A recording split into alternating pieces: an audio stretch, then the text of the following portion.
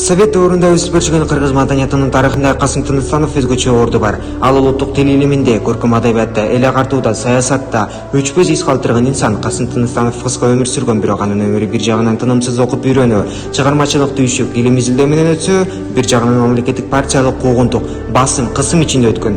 Ошон үчүн анын адамдык тагдырында да, чыгармачылык жолунда да зор трагедиянын тамгасы басылган. Касым Тыныстанов 1901-жылы Ысык көлдүн күнгөй тарабындагы Чырпыкты айылында жарык дүйнөгө келген. Анын атасы Маркатай уулу Тыныстан орточо теричилик өткөргөн, мусулманча кат сабат билген киши болгон. Ал тунуулуу Касымдан өзгөчө зээндүү экенин көрүп, аны адегенде өзү окуткан. Анан айылдагы ачылган башталгыч диний мектепке берген. Касым ал мектепте 1909-1912 жылдары барып жүрүп билим алууга ашкере шыктуулугун көрсөткөн. Ошон үчүн анын атасы Ысык көлдүн күнгөй жагындагы Сазановка кыштагындагы жаңы усул мектепке окуткан, мусулманча мектепке жиберген.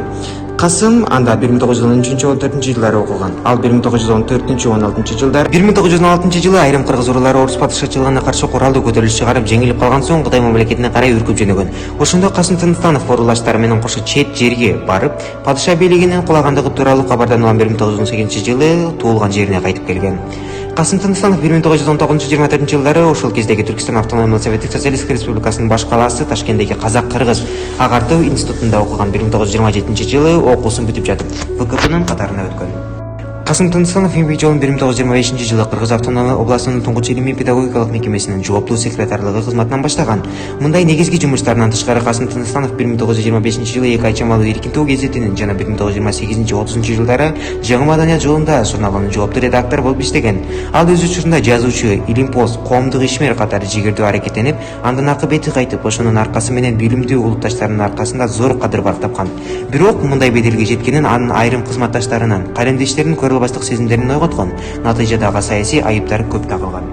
Партиялык өкмөттүк органдар интеллигенттеринин айрымдары өгөйсүн тукмалап, айрымдары борно тартып алып иштөө саясатында жүргүзгөн. Касымга ичкөйдүүлүктөн асылгандар ушундай татаал саясий шарттардагы жагдайды пайдаланып, анын жазгандарынын баарынан идеялык каталарды да беришкен. 1928-36 жылдары гезит журналдарда, макалаларда, партиялык токтомдордо, республикалык даражадагы аркыл чогулуштарда улутчул, байчыл, контрреволюциячыл деген жаманаты менен кайра-кайра караланып, ал эми 1937 жылы эл душманына деген жалган жала менен камакка алынган. Ошол эле жылы ак жеринен атылып кеткен. Ошондон баштап анын аты жөнүн, ишкердик чыгармачылыгын Сталиндик катаал заманда көңүлсүз курманбагандар 1950 жылдардын орто ченинен актала баштайт. Касым Тыныстанов алардын катарында дагы болгон. Эгерде көзү тирүү болгондо быйыл туура 120 жылга толмок. Бирок катарыбызда жок болсо дагы анын чыгармалары жүрөгүбүздүн төпкөрүндө жашай берет.